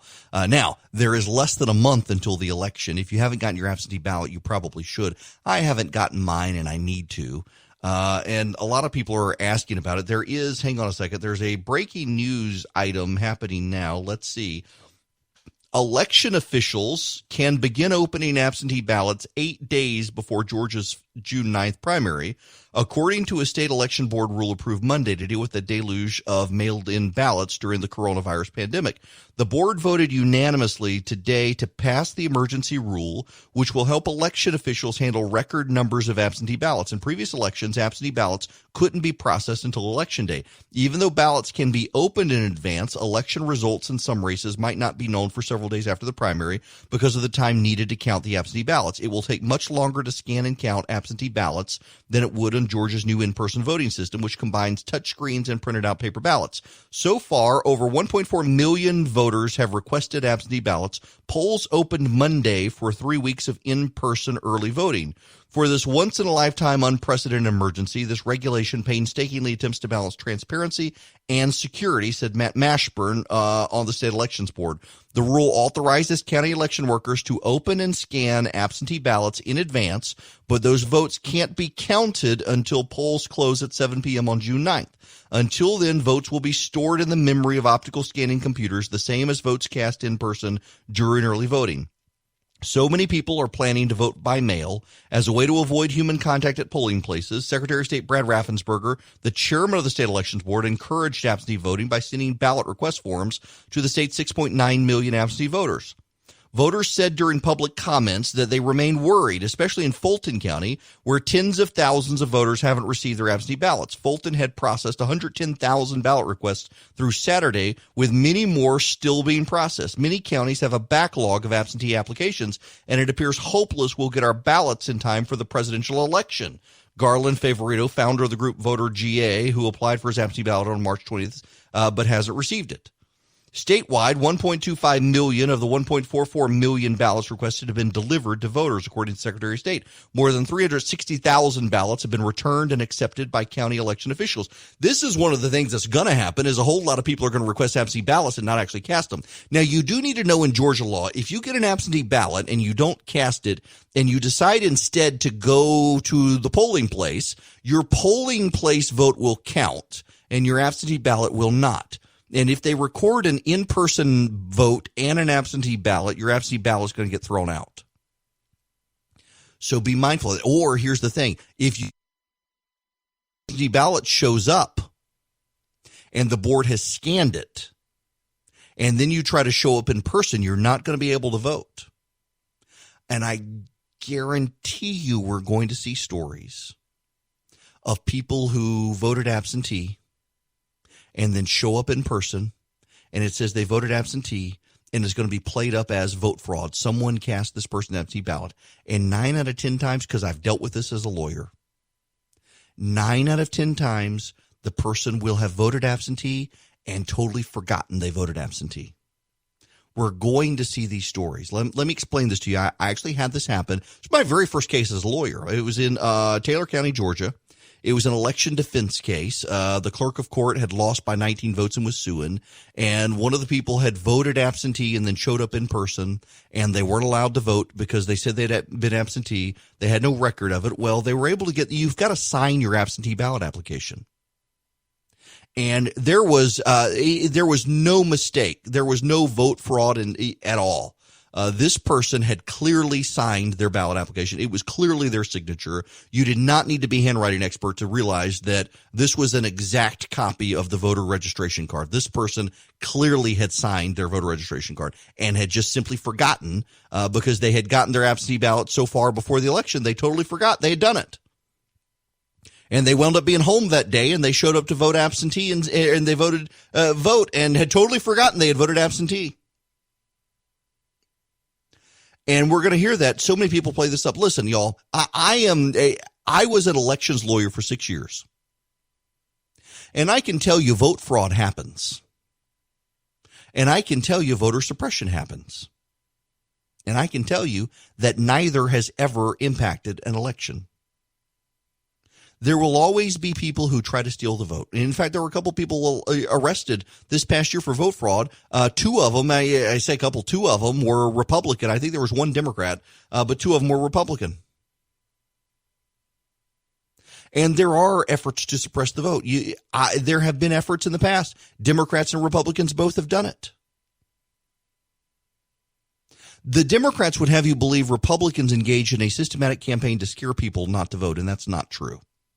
It has become dogma on the left that this happens. The media believes it is true. It's not true. It's simply not true. But the Democrats and the media love to tell you that it's true, and it's not true.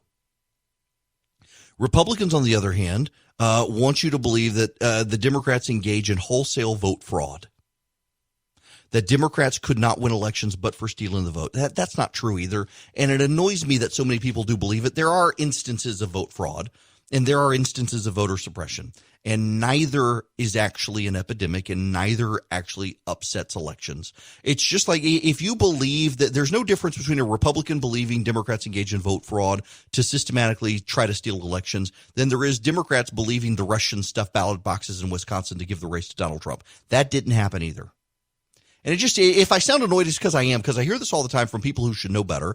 But it is people who are trying to whip you into a frenzy. It's like, for example, you know what? One of my pet peeves, I got to write about this today. That Laura Loomer person, who's the crazy person running for Congress as a Republican in Florida. She's running in a district she's not going to win, and she's convinced Republicans to give her pour money into her campaign.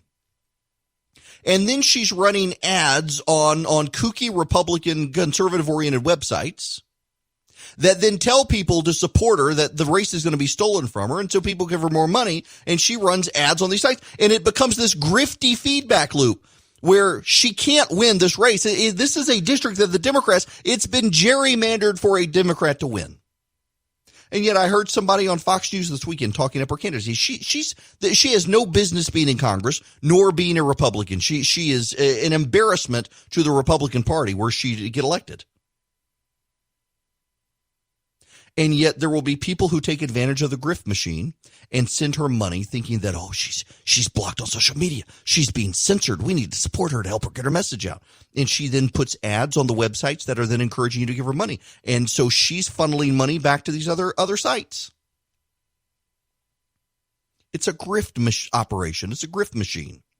Stop believing it. Listen, it's like Ilhan Omar. Remember, the goofy congresswoman from Minnesota. Some woman decides to run against her as a Republican. I don't think she even won her primary. Some woman decides to, or maybe she dropped out. I can't remember. She puts up the slick ad campaign, and people pour money into her race. It's like a D+20 district. I mean, Satan himself would beat Jesus. If the devil ran as a Democrat and Jesus ran as a Republican, the devil would win. If Jesus ran against anybody as a Republican in that race, Jesus would lose the race.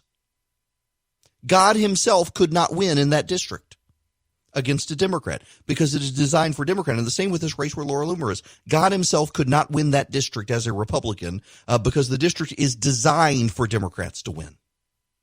And yet you have these Republicans trying to convince you that, oh, yes, this is the one. This is the one who could do it. No. Stop wasting your money on these sorts of campaigns and candidates. It's not going to happen. And what's happening here is that some of you are getting played by these candidates. You're feeling like, oh, I got to give this woman money because social media, they're censoring her because she's insane. And you send her money, and then she buys ads on these websites that are promoting her. These websites promote her some more. You give her more money. She buys more ads. And guess who's getting rich? Everybody but you, and she's not going to win. And meanwhile, you could have been sending money to races where candidates actually have a shot at winning. And you need to do that. You need to support viable Republicans. Use some discernment. Man, the grift machine is strong right now, and it infuriates me. And I guess I got to do some level of exposure for some of this stuff. It's just frustrating to me to see the grift machine on the right becoming such a major part of the conservative movement right now, which is causing good people to shell out money to help con artists and scammers and grifters and other bad people and charlatans get elected when they have no shot at getting elected. And meanwhile, you've got a series of solid, good Republican candidates out there running for office who actually need the money, but they're not part of the grift machine, so they're not getting the exposure they need. That's unfortunate. Better you give money to Matt Gurtler in North Georgia than give it to someone like Laura Loomer in Florida who has no shot at winning. Hello there. Can I raise an issue? When can we have sports back? It looks like we may actually get college football in the SEC. You know, the West Coast, not that anybody cares about the West Coast teams and the California schools, but they're thinking they may suspend college football. I think the SEC and the ACC are going to go for it. And those are the only ones that matter. I mean, the SEC is really the only one that matters. Yeah, okay. Georgia, no. We need the SEC football. What if we just had, what if this year, because we've got southern states willing to reopen and a lot of the northern states are not. What if we just had an SEC football year? So all of the teams play each other in the SEC and that becomes our sports. I mean, the SEC teams would make all sorts of money off of it, but we could totally do this. Or the president's talking about bringing golf back, and that'll mean no crowds and no masks, but no crowds. I'm willing to take one I've got Masters tickets. I'm willing to take one for the team and not be able to go this year just so, and I don't even like to watch golf on TV, but I'm ready to go. I still keep thinking I need to go join the Brickyard here in near me, and so I can take my son to hit golf balls because he wants to do that. We've been going with Philip fishing, and he wants to hit golf balls too. I need to hit golf balls. It's good therapy. I'm going to the gym today, by the way. It reopens today, and I'm going to go. But we need sports ball of various kinds. We need football. We need baseball. It looks like baseball is going to open, and by God, they're going to do it. They're going to ban spitting. Yeah, sure enough. Major League Baseball is announcing plans to reopen. There are going to be ways to reopen. They're going to keep people at a distance. They're going to limit crowds, maybe no crowds, and no spitting by the players, and no showers. Apparently, you won't be able to go to the showers in Major League Baseball, which kind of makes no sense, but nonetheless. No spitting, no showers, but you will have baseball at some point coming soon if they can get the players to go along with it. And it looks like most of them will. Football, too. The NFL will come back, and they may have to limit crowds and health and all that sort of stuff. They may have to take precautions. But finally, it'll come back and we can do something besides politics. I do think part of the angst in the country right now is that every conversation is about the virus and the political ramifications of the virus, and there's nothing to distract us. You can't go to the theater to watch a movie because the theaters are closed. If you go to the bowling alley, you're reminded of how different life is because all the lanes are separated and all the precautions that have to be put in place for that. It's hard to go about, and people just want to have a sense of normalcy. I saw someone over the weekend said they are already tired of the phrase "the new normal," and I agree. It's a tiring phrase, but it's also reality. But my goodness, surely we need to get a semblance of life back together, and that includes various sports. I don't watch golf on TV. I will watch golf on TV. I will watch a football game, a soccer game, a baseball game. And, I watch baseball games, but it's way more fun to actually go to the stadium. If I could get into a stadium, I would. If I had to wear a mask and gloves to go, I think I would do it. Just some semblance of normalcy. And having college football back, I like college football more than the professional football. I always have. I like college football, and I rarely get to go to games. I have friends who invite me to Georgia games all the time, and I need to go at some point. And it'll certainly be a different experience. And maybe they won't be able to have crowds. Maybe you'll have to tailgate and socially distance. The crowds around Athens tailgating near the game without actually going in. They could certainly do something like that. People socially distance at their tailgating and not actually going into the stadium together. You could make it happen. But we got to do something. And look, if the Pac-10 and all the other conferences, they don't want to go back, at least let the SEC play. And maybe let the SEC West and the SEC East play each other in games along the way and do a big thing. But bring back college football, please, this year, and baseball and golf even. And let me go play golf and just get some level of distraction from politics out there. Please, America, please. When we come back, we got to talk about the spending bill in Congress. Well, this is kind of funny, seeing things go full circle. I want to welcome a new sponsor to the podcast, Tommy John. I want to welcome him, and it's funny that things go full circle because I first heard about him on a podcast. and decided I was supporting a friend who had a podcast and would order them and use his discount code, and actually wound up liking them enough that I now regularly get Tommy John. It is underwear, and it is great underwear. And, you're working from home. They've got all sorts of great underwear, and they've got great ready-to-wear stuff. And right now, you can shop Tommy John's Memorial Day sale and get up to 30% off site-wide. You treat yourself and upgrade to a few pairs of Tommy John underwear of the softest, most breathable fabrics you've ever worn. Tommy John obsesses over every little detail and stitch by using proprietary fabrics that perform like nothing you've ever worn before. All of their loungewear and legging are built for next-level comfort. I can attest to this as someone who actually has been wearing this stuff for a while, even before they were a sponsor. And it is, again, kind of funny because I decided I would support them and buy from them to support a friend's podcast, and now became a regular in my household. And right now, you can shop the Memorial Day sale at TommyJohn.com and get up to 30% off site-wide with code ERIC, E-R-I-C-K. That's ERIC, for up to 30% off site-wide at TommyJohn.com. See the site for details and try it for yourself. Do like I did. You can support the podcast by buying from them, and then you'll keep buying from them because it really is great. TommyJohn.com/Eric. Welcome. Hello. It's Eric Erickson, the Eric Erickson Show. The phone number, if you want to be a part of the program, 877-97-ERIC, 877-973-7425. So glad to have you with me this morning. Raining around parts of the state. It's a dreary, humid day, and it's going to cool back down and then warm up. Weather cannot make up its mind. In any event, Justin Amash is no longer running for president. So he was running and then decided he shouldn't run. I don't know why you do that. You announce you're going to explore running for president and then say, nah, my bad, not going to do it. I'm looking in on a chat that I'm a part of, and my theory is that he saw the polling showing that he actually was helping the president, and he's more interested in the president losing than not. Just a word real quick. I want to talk about the House spending bill, but just real quick. Yes, it is true that at the state level polling now, not in the national polling, but at the state level polling, Joe Biden leads the president outside the margin of error in most polls. If the election were held today, Joe Biden would win. Pollsters have caught on to the fact that in 2016, they were largely misled by polling because the race was so close within a margin of error, and they weren't compensating for New York and California. They're not going to make that mistake again. And I realize that we will get to the end of the year and we will see an election, and the polling will largely align with the results, and people will still say the polls were wrong. But if the election were held today, Joe Biden probably would win, and Republicans probably would lose the Senate. It is that bad of a situation.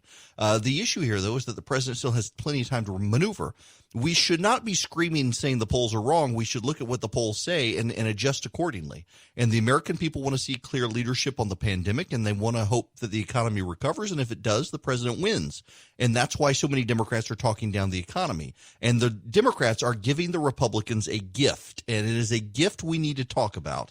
Before we talk about it, there is an aspect of it, the Payroll Protection Program, and you need to know First Liberty of Georgia, First Liberty Building and Loan, still has the bandwidth to help you get into PPP if you need it, if your business is hurting. Interestingly enough, the applications for PPP are starting to slow down, which is why there's still money available. And that's a good thing. But First Liberty Building and Loan can help you get into the program if you need to get into it. What you do is you go to firstlibertyga.com. That's their website. And there are two buttons. Both say apply now. Click on either one. One is blue and one is red with white letters. And you click on it, and you can apply right there on their website to get into the payroll protection program. But you need to go there now. We don't know when the money's going to run out. And the SBA, the Small Business Administration, isn't saying how much money is left. So get on in there if you need money. Don't procrastinate. I keep hearing from people waiting. Don't wait. And, if you maintain your payroll, it becomes a grant. You don't have to pay it back.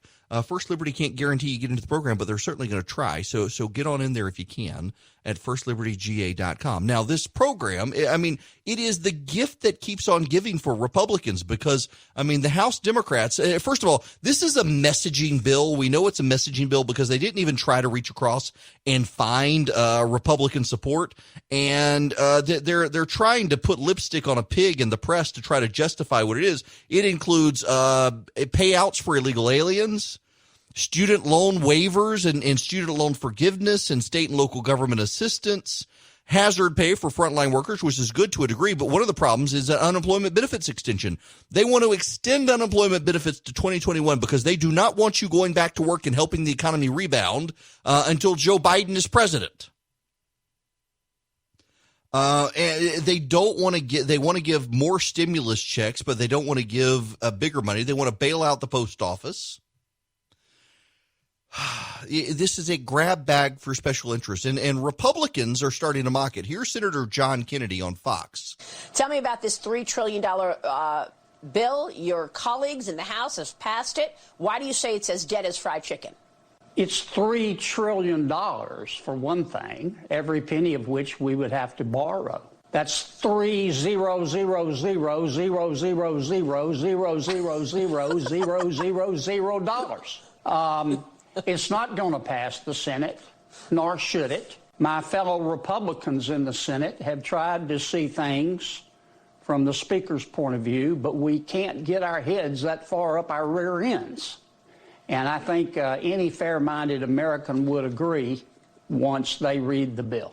There are things in this bill that have nothing to do with coronavirus, Senator, and you have to wonder. I mean, maybe they're saying let's not waste a crisis opportunity, but money so that marijuana companies can do banking, money for illegals coming into the country and having services. I mean, the list goes on. Tell us what you see as the most sort of damaging here in this bill that is not helping anybody related to coronavirus. Well, it's not a coronavirus bill as much as it is an effort by the Speaker and her colleagues to rewrite the rules for American society.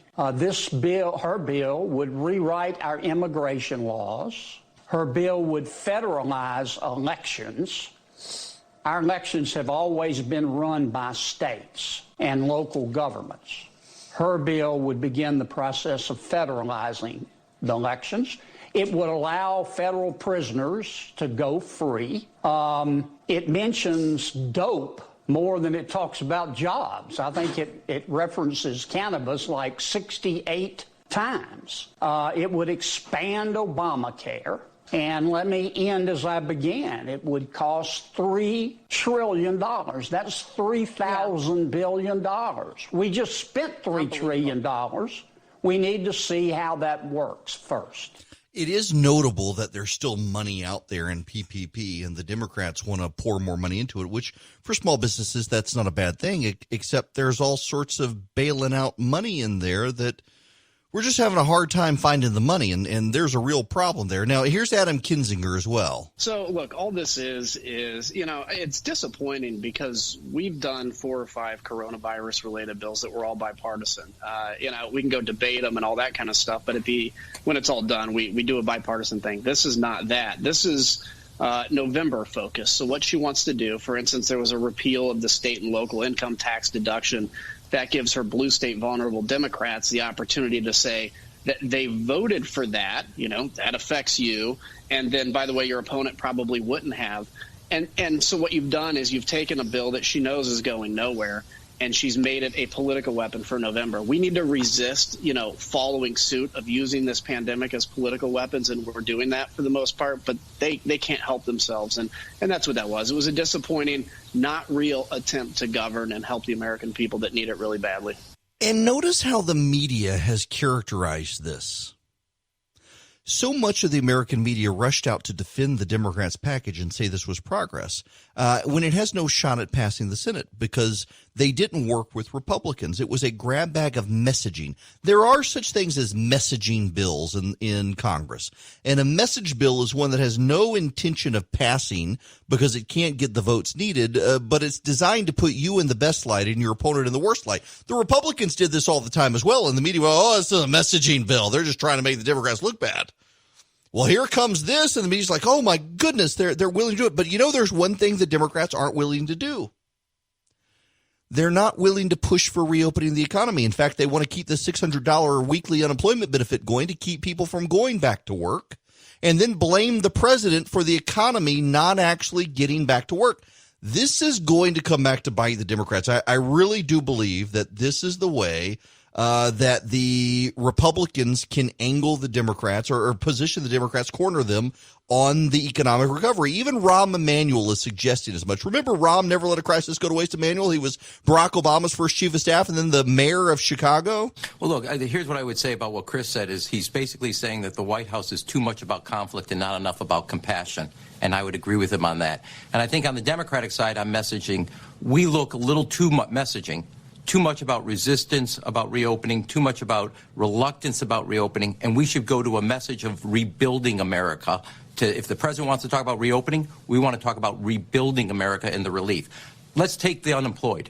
If you're unemployed in the service sector, JCPenney, some of these others, those jobs aren't coming back. So we're going to give you a coupon. Go become a computer coder in 6 months. We'll pay for it. You don't have to pay a penny out of your pocket. Go become somebody in cybersecurity in 6 months and get the certificate. We, the country, will pay. So when we emerge out of this, we have rebuilt America. America never lost a challenge by investing in America and Americans. And that should become the Democratic mantra. It's too much reopening or reluctance and resistance. We have to go, you want reopening?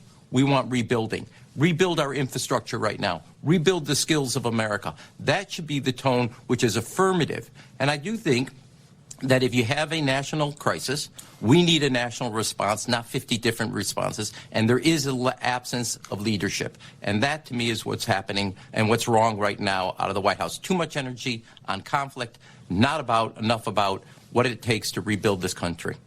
Now, you can dismiss him on the partisanship over what is or is not coming out of the White House, but there's a message there for Democrats that they should take notice of. Rahm Emanuel, who was very successful in getting Democrats elected to Congress when he ran the DCCC, Democratic Congressional Campaign Committee. Rahm Emanuel understands that the Democrats are in a difficult position where they increasingly sound like they don't want the economy to reopen. And if you don't want the economy to reopen, that means you don't want people going back to work. And I got to tell you, there are a lot of people who are willing to take the $600 a week, but increasingly I'm finding encountering people who want to go back to work. Now, obviously, that's somewhat skewed, the people who would reach out to me and say this, but there are a lot of people out there who are willing and able and want to go back to work. And they don't care about the $600 a week, but there are a sizable portion of people who would rather stay on the sidelines because they're making more money. And who can blame them? The government is incentivizing you not to go to work. And for a time, that was good when we needed to shelter in place to what? Flatten the curve. The curve is flattened. People need to go back to work now. Plenty of time has built up for us to find a path forward. By the way, part of me does really wonder if one of the things that's happening with the attacks on Brian Kemp from the media is that they're rooting against a path forward because they want to keep things closed down, not to stop the virus, but to stop Trump. I mean, listen, y'all, I'm sorry, but I am totally now in the camp that, and you're seeing more and more Democratic partisans being willing to admit it. They're blaming Donald Trump. They're making it Donald Trump's economy, Donald Trump's economic class. I saw one of the Democratic activists the other day. He leads one of the outside groups for Joe Biden, saying that Donald Trump wrecked the Obama-Biden economy. No, it was China that did it. But you point that out, they label you a racist. So the GOP's got to do something. And I think making this race about China and trying to plot a path forward, I think at this point, the president and Republicans need to put a spotlight on Brian Kemp and say, be like that guy.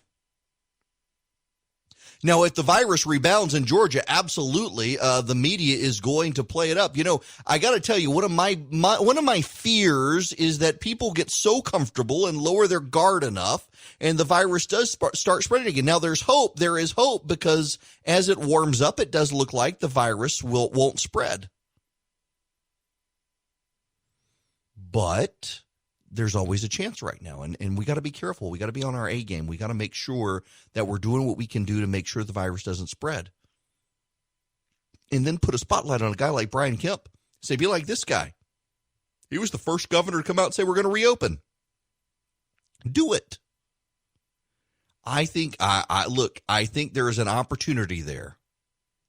I think that we have an opportunity as a people to figure out a path forward, to reopen the economy, to win the November election on the basis of an economic rebound.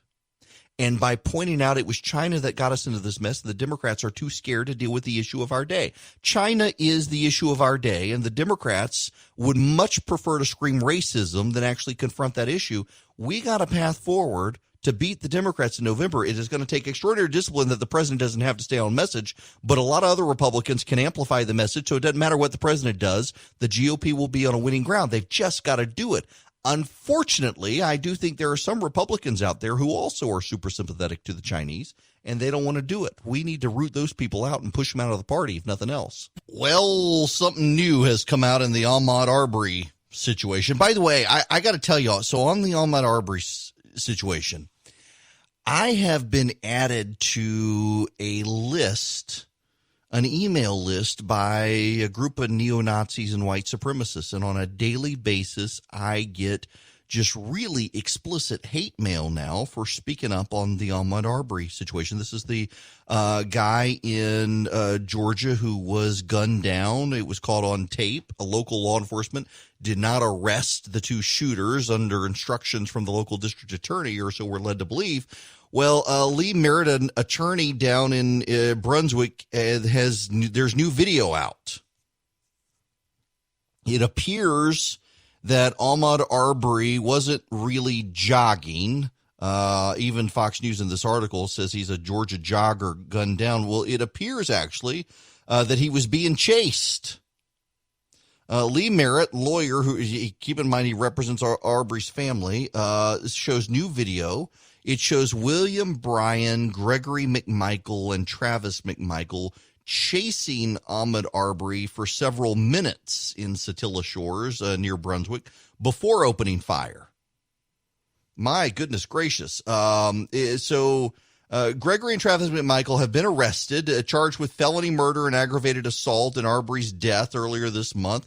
The GBI was called in to investigate only after the initial video was leaked. It took the GBI fewer than 48 hours to make arrests. I can't answer what another agency did or didn't see, but I can tell you that based on our involvement in the case, considering the fact that we hit the ground running Wednesday morning, within 36 hours, we secured warrants for 2 individuals for felony murder. I think that speaks volumes for itself, and that probable cause was clear to our agents pretty quickly.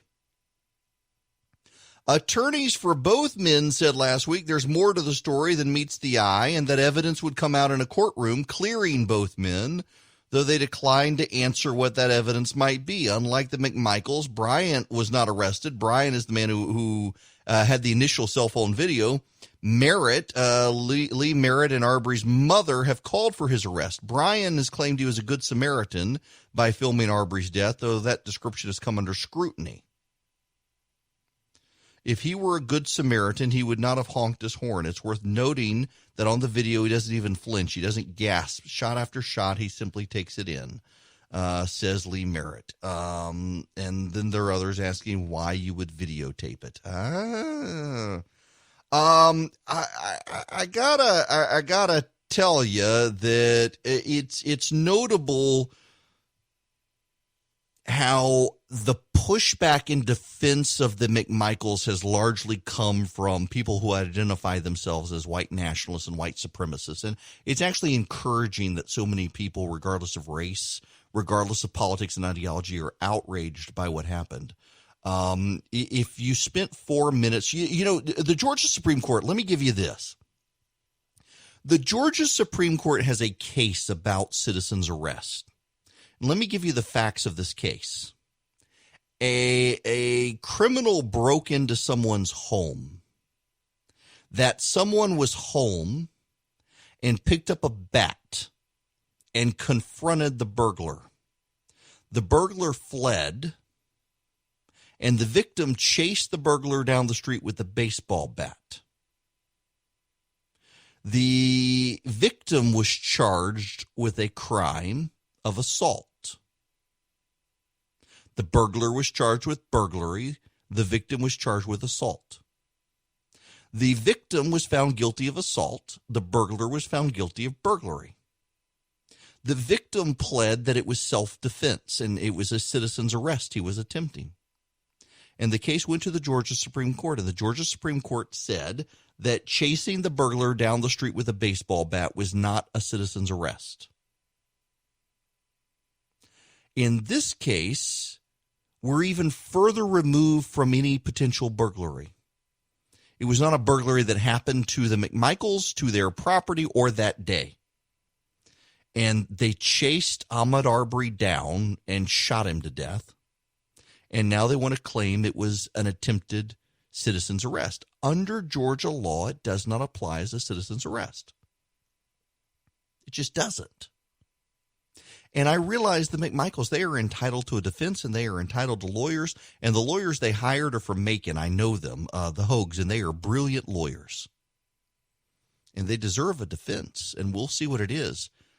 But the fact that it's the white supremacists who are out defending them, that it was self-defense, no. When you provoke the situation, you do not get the right to self-defense. That's the law. Well, more good news out there. It appears New York has finally turned the corner on COVID-19. More and more states are. And, it really is, it continues to amaze me how many people in the media are keeping Georgia at arm's length, waiting for an I told you so moment.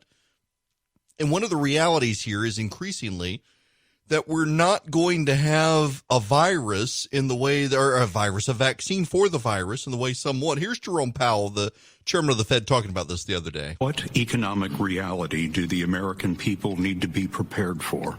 Well, I would take a more optimistic cut at that if I could, and that is this is a time of great suffering and difficulty, and it's come on us so quickly and with such force that you really can't put into words the pain people are feeling and the uncertainty they're realizing. And it's going to take a while for us to get back, but I would just say this. In the long run, and even in the medium run, you wouldn't want to bet against the American economy. This economy will recover. It may take a while. It may take a period of time. It could stretch through the end of next year. We really don't know. Can there be a recovery without a reasonably effective vaccine? Assuming there's not a second wave of the coronavirus, I think you'll see the economy recover steadily through the second half of this year. For the economy to fully recover, people will have to be fully confident, and that may have to await the arrival of a vaccine. So there's a problem. Here's Dr. Scott Gottlieb. He used to be the head of the FDA, highly respected by all sides on his commentary on this. You heard Secretary Azar say hundreds of millions of people, 300 million doses of a vaccine by January. Is that realistic? Well, first, we have to remember that the doses probably, we have to cut it in half because many of these vaccines, and Sanofi has already spoken to this, you're going to probably need 2 doses of the vaccine. So whatever supply we have is probably sufficient to actually dose and inoculate about half the number of people. I think our expectation should be that we're going to have millions of doses of vaccine available in the fall to do large phase 3 clinical trials, maybe low tens of millions of doses if multiple manufacturers make it through phase 1, phase 2 studies. And we might make them available under an emergency use authorization if we do have outbreaks or an epidemic in the fall for certain high-risk groups. Another thing to consider is that these vaccines may not be completely protective. What they may do is prevent you from getting COVID, the disease, and from getting severe pneumonia, but you may still get the infection. So you may still be able to get and transmit the infection, but you just won't get as sick. And that may be how these vaccines ultimately are used. And so what you might do in that situation, if we do have an epidemic, is use the vaccines on people who are really at high risk of a bad outcome, like people maybe in a nursing home. But I think our base assumption should be that we'll have millions of vaccines, maybe low tens of millions of vaccines, if multiple manufacturers are successful in those early studies. So you may have a vaccine, but it may not actually stop you from getting sick. It may just stop you from getting bad sick, or it may stop you from getting sick, but you still get the virus and you spread it to other people. Okay, one more. Tom Inglesby. And very quickly on a vaccine. We hear this 12 to 18 month timeline. Is that timeline too optimistic? We know the president wants it sooner, and you know, why wouldn't he? Why wouldn't anybody want it sooner? Is the 12 to 18-month timeline realistic or not? Well, coming into this year, I would have said it was completely unrealistic, and I still think that it is far from a sure thing. But given that there are now 110 vaccine projects going on around the world, that all the major vaccine companies in the world are working on this in some way, and given that Tony Fauci and Moncef Slaoui are now leading figures in the U.S. in this project, and they both believe it's possible, I think it is possible, but everything would have to break in the right way, and there are many ways that it might not work. So I don't think we should bank on it, but we should hold out some level of hope that if everything goes in the right direction, we could possibly see vaccine by the end of the year. So it's good and it's bad at the same time. So we may have a vaccine. We don't know if we'll have a vaccine. We may, of course, not be able to get the economy going until there's a vaccine. And if we have a vaccine, it may not do everything we want it to do. Lots of mixed messages out there. But again, there's so much about this we don't know. The president has launched Operation Warp Speed. Man, the Trekkies are upset. That he's chosen to phrase it as Operation Warp Speed. You leave Star Trek out of this. Y'all, I love Star Trek, but it's ridiculous that people are outraged by it. It is amazing to see capitalist free market economies rapidly mobilizing to deal with a vaccine and try to develop a vaccine, even beyond the Bill Gates conspiracy theorists out there. And there are, man, good Lord, are there Bill Gates conspiracy theorists out there. Listen, y'all, Bill Gates is not trying to build a vaccine that will make him rich. The man is rich enough.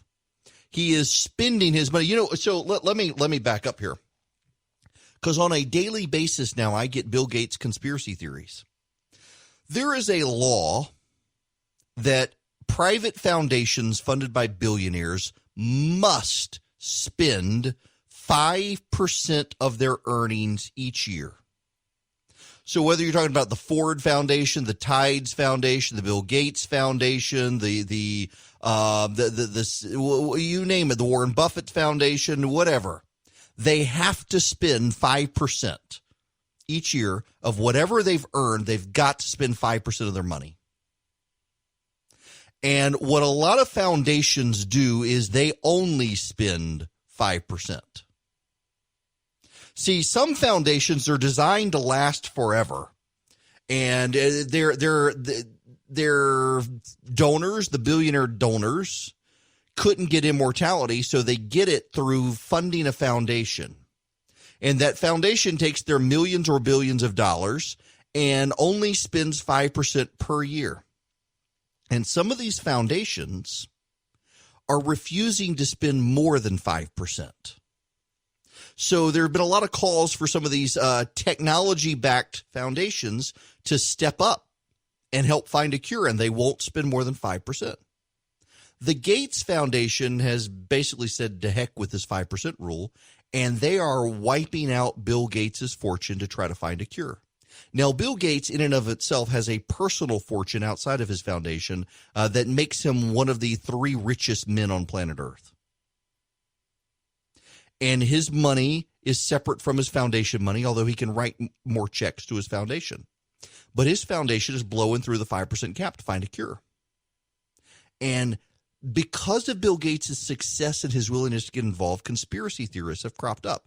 They want to believe the worst in the man. If the man did nothing, they would believe the worst. And if the man did something, they would believe the worst. They're trying to tie him to Jeffrey Epstein. Now, he's got pictures of him and Jeffrey Epstein. Now, there aren't actually any substantive ties to him and Epstein. It appears that he and Epstein appeared together at an event. Their picture was taken. Gates says he didn't know who the guy was at the time. He regrets being there, et cetera, et cetera. But, of course, there's now a Jeffrey Epstein conspiracy involving Bill Gates. People want to believe the worst in other people. They want to believe the conspiracy about Bill Gates, as opposed to looking at this man who has billions of dollars and is spending his personal fortune to help find a cure. Oh, well, no one would do that unless there was a way for them to make the money back. All of these people who think altruism is real, in theory, in practice, don't really believe it. Bill Gates can't be spending this money unless he's going to get something out of it. That says more about the people who believe this stuff than it does about Bill Gates. It always, when you believe the worst in someone, immediately, that's your default presumption, is you believe the conspiracy and the worst about someone. That actually says something about your character, not them. And he is stepping up, and he's trying to find a cure. And one of the brilliant things he's doing is he's funding 7 different projects. And the thing that the Gates Foundation is doing that is actually really good is they're not going to hold on to the patents. See, this gives the lie to the conspiracy theory here. They're not going to hold on to the patents. They come up with the vaccine. The Gates Foundation doesn't want to get rich off the vaccine. They just want to find the vaccine. So Gates has essentially started 7 manufacturing facilities to manufacture a virus, and whichever one works, they'll keep going, and the others, they'll shut down the other factories. That's genius. It's something you or I can't do, and we should be applauding it instead of coming up with kooky conspiracy theories about Bill Gates. Now, does Gates want to do weird things like global tracking of the virus and people? Yeah, he does. He's a billionaire, and they have weird ideas. And just because I will defend him on the vaccine doesn't mean you got to defend him on everything. Some of the stuff he wants to do is rather dumb. It's a tone-deaf billionaire who is sheltered from the real world. But we should applaud him for trying to find a cure. And we should applaud governments and private companies for rushing forward. And you know which country we don't hear in the mix here? China.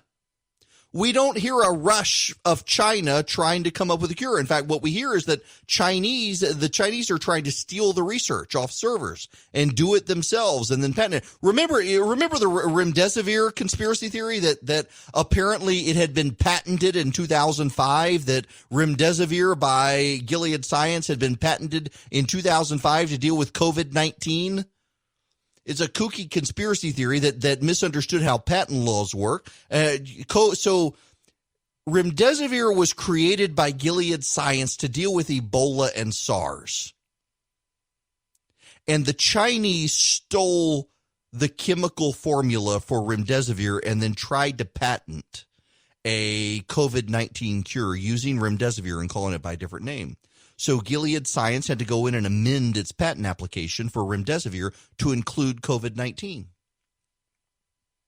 And the way a patent amendment works is it amends but keeps the date of the original application, because you don't want the application date to jump forward, because China filed its on January 15th, remdesivir filed its on January 25th. Well, China's application would come ahead of Gilead Science, even though China stole Gilead's formula. So Gilead had to backdate its changes to its 2015 original patent. Well, the conspiracy theorists who believe that Bill Gates is trying to poison us all or get rich of all of us also said, oh, look at this. They patented remdesivir in 2015 to fight coronavirus. Well, no. They just amended their application, but under patent law, the application date doesn't change even when you amend it. But people got that and they twisted the little facts. All the people wanting to believe the conspiracy theories. It really is amazing to me how the internet has made conspiracy theories go mainstream and has attracted an audience for conspiracy theories in a way that is generally unhealthy, but now they can amplify them. And it really is just interesting to me to see so many people gravitate towards the conspiracy theories in ways that are deeply unhealthy. But yet now, you push back on them.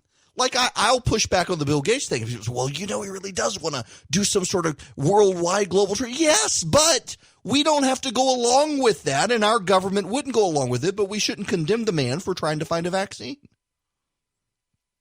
The little nitpickers, nut pickers and nitpickers. You've got the people who they want to quibble with one little detail in a story as if that will bring down the whole story. This is, facts are not houses of cards. You don't bring down facts by quibbling with one little detail that someone might have gotten wrong.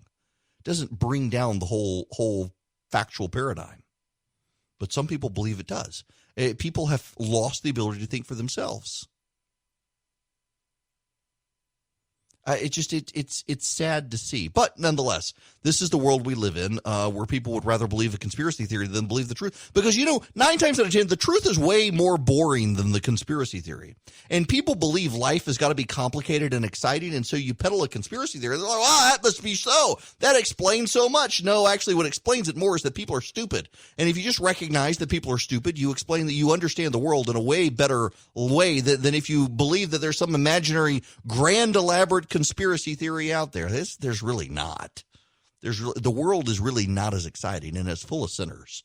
That's why I'm a conservative, is because I want as few sinners in charge of me as possible. And yet you got so many people out there who want to believe the Illuminati. I was once involved with a project. Can I say? Yeah, I can. I can't tell you who this is with because there's a big media thing out there. But I was once involved in a project, and I decided it wasn't a good fit for me and needed to get out of it. And I actually had the CEO of the company call me and explain to me that the reason he was building his project that I was involved with was because of the Rothschilds. And they were behind this one world government push. And they had developed Bitcoin. And it looked like it would undermine the Rothschilds' banking empire. But actually what it was is it would allow the Chinese to control currency. And we needed to do what he was doing. It was a freedom of information project because we needed to undermine the Chinese and Bitcoin. And Bitcoin is truly the mark of the beast. And the Rothschilds were behind it. I kid you not. He actually went down that road. And I was flabbergasted that there was actually a human being, let alone a multimillionaire, who believed this stuff. It was insane. That was the moment I knew I had to get out of the project. It was crazy. And the guy was not joking. He really did believe the Rothschilds and the Chinese had perpetuated Bitcoin, and Bitcoin was the real mark of the beast. People believe stuff. Sometimes you think normal people and behind the scenes. I got to play you this little soundbite from Chris Wallace over the weekend in a roundtable discussion about Joe Biden. One, I want you to weigh in on that, and I also want you to weigh in on another attack line that the President Trump is using against Joe Biden, that at age 77, he is not up to the job of becoming president. I want to play a clip from one of those events from the studio basement in Delaware, from Joe Biden's home there, in which he frankly mixed up the number of lives and jobs lost from this pandemic. Take a look. We're in the middle of a pandemic that had cost us more than 85,000 jobs as of today. Lives of millions of people, millions of jobs. Don't you have to wonder how Joe Biden, after this long layoff, shut in his basement in Delaware, how he's going to do once he gets back on the campaign trail, facing voters and also facing questions, lots of questions from reporters? This is a problem that the Democrats are going to have to deal with. They don't think it's a problem, and they really do think that this is about Donald Trump, and that if people decide they don't like Donald Trump, and by the way, the polling is out there, and it shows that Joe Biden is winning right now. But when you dive deep down into the polling, you find that it's all about the virus. It's not actually about the president. Listen, a majority of Americans do not care for Donald Trump, but there is a significant portion of those who do not care for Donald Trump who will vote for him. The problem for the Republicans right now is the people who dislike both Trump and Biden are more likely to vote for Biden. But if the economy rebounds, it helps the president. And frankly, pushing the idea that Biden is too old and out to lunch and senile actually helps. This is why, there was a huge profile of Stacey Abrams over the weekend in the Washington Post. They're trying to make it happen. They are trying to get Stacey Abrams the vice presidential nomination for the Democratic Party. The national media has never had to deal with the vetting of Stacey Abrams. There's a there, and it'll be problematic for her on a national campaign trail. And you've got Biden people upset that Abrams, the love affair the media has for Abrams, is overshadowing Joe Biden. But here's the thing, the Democrats say Donald Trump is out of his depth and should have never been elected president because he lacked experience. Stacey Abrams has less experience than Donald Trump. That's just a reality. Stacey Abrams was a state representative in Georgia. and lost a governor's race. It's kind of funny, by the way, to see a bunch of Democrats now saying maybe Donald Trump, maybe he won't actually leave. Maybe Donald Trump will not actually abandon the presidency. He'll declare the election null and void. And these are the same people who want Stacey Abrams, who has yet to concede the governor's race in Georgia. It just shows you how much of this is political opportunism. But the problem here with Abrams is that she outshines and outclasses Joe Biden, and that's one reason the Biden folks are having a hard time coming to grips with her being on the campaign trail with him. Here's Tom Perez, the chairman of the Democratic National Committee. So no, is the American people want a leader who is competent, a leader with integrity, a leader who can get us out of this economic mess. This comes down to trust. Who can voters trust to dig us out of this most difficult mess of our lifetime? This president got us into this mess, and he has no plan to get us out of it. He pits states against states. That's not how you do it. Joe Biden is a steady hand at the tiller, and that's why you see the American people trusting him on health care, trusting him to get us out of this crisis. Wait a second. Did he just say that the president got us into this mess as opposed to China? Again, use China, but also the polling shows that most Americans actually support the president more than Joe Biden when it comes to rebuilding the economy. They've got to make this an issue. And having Biden go with someone like Stacey Abrams, I think, allows the president to make this an even bigger issue, given Abrams' lack of success in the private sector other than her romance novels. I listen, there's an angle here, and the Democrats are going to walk into it. The question is whether or not the Republicans will actually go forward.